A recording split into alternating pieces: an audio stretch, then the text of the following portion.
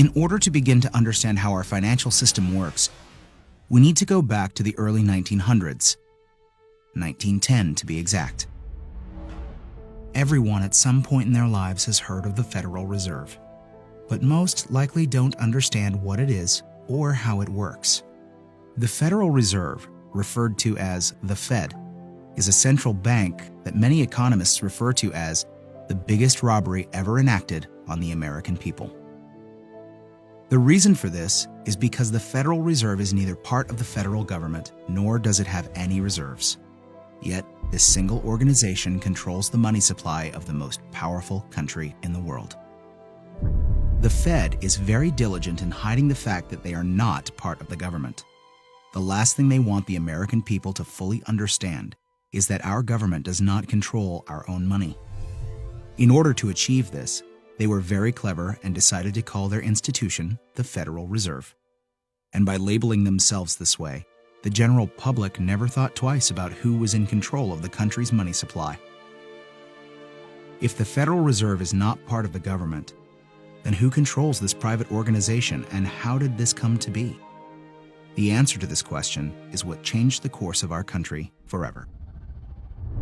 In November of 1910, a secret meeting took place of 6 bankers and economic policymakers who represented the financial elite of the Western world.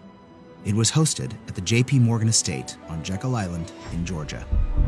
In attendance was Senator Nelson W. Aldrich, Abram Piatt Andrew Jr., Assistant Secretary of the Treasury, Frank Vanderlip, President of National City Bank of New York, Henry P. Davidson, Senior Partner of J.P. Morgan and Company, Charles D. Norton, President of First National Bank of New York, Paul Warburg, Director of Wells Fargo, Benjamin Strong, the emissary for J.P. Morgan, and coincidentally, the first president of the Federal Reserve.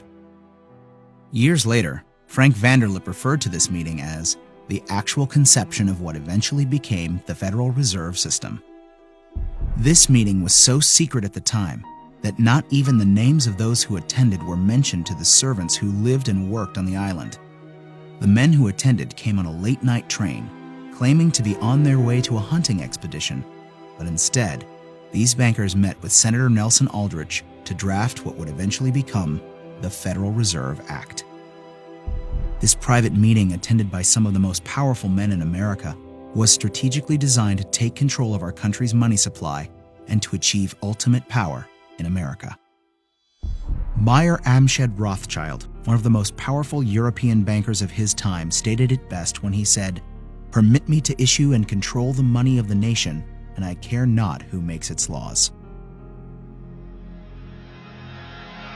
On December 23, 1913, 2 days before Christmas, when most people in Congress were home with their families, the Federal Reserve Act was signed into law by President Woodrow Wilson. That single act, however small it may seem, transferred the control of our monetary system from our government into the hands of some of the wealthiest men in our country. Putting into law the Federal Reserve Act gave unlimited power to a few wealthy banking institutions in America. The Fed has the power to issue currency, manipulate interest rates, and run secret bailouts. Yet Congress and the President are not allowed full oversight over this powerful organization. The Federal Reserve enjoys a monopoly over the creation of our nation's money and credit, but for 100 years, they have never been completely transparent and accountable about it. And we don't have to look back too far from today to see what it looks like in real life. When testifying before Congress in 2009, Fed Chairman Ben Bernanke refused to disclose which institutions received trillions of dollars in these bailouts and loans, or give our representatives details about what deals were being made. So my question to you is, will you tell the American people to whom you lent $2.2 trillion of their dollars? Will you tell us who got that money and what the terms are of those agreements? Hundreds and hundreds of banks, any bank or that has access to the U.S. Federal Reserve's discount. Will you tell us who they are? No. In an interview with Treasury Secretary Timothy Geithner, he makes the stunning assertion that conducting a full audit of the Federal Reserve, something never before done in its 100-year history, is a line that we don't want to cross.